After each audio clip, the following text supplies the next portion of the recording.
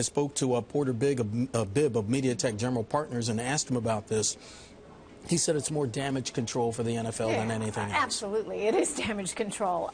Let's not forget they've been in the damage control mode from the very, very beginning, back when they only gave Ray Rice 2 games for his suspension. Look, I think that the reality here is, for better or for worse, like it or not, these athletes are role models. And as such, there's almost a greater responsibility that goes with that. I think as a league, as a team, you need to hold your players more accountable. Think about it. You know, if you were an executive in corporate America and a tape like that had come out, I mean, you would have been done immediately.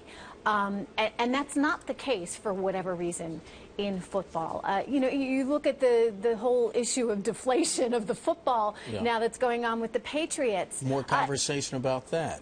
And again, I think that, you know, some people have said to me, well, it doesn't really matter because it wouldn't have really changed the outcome of the game. It does matter. It's about the integrity of the game. It is the integrity of the game. And you know what? We assume that players are playing by a certain set of rules.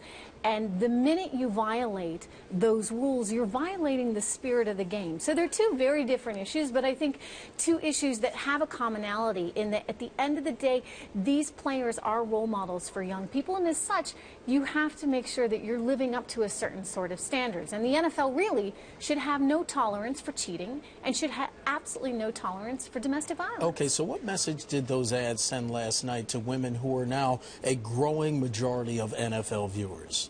Well, I think that, you know, look, as a woman, you know, look, I like football. I watch the game like everybody else. But as a woman and as a mother, how do I explain that to daughters?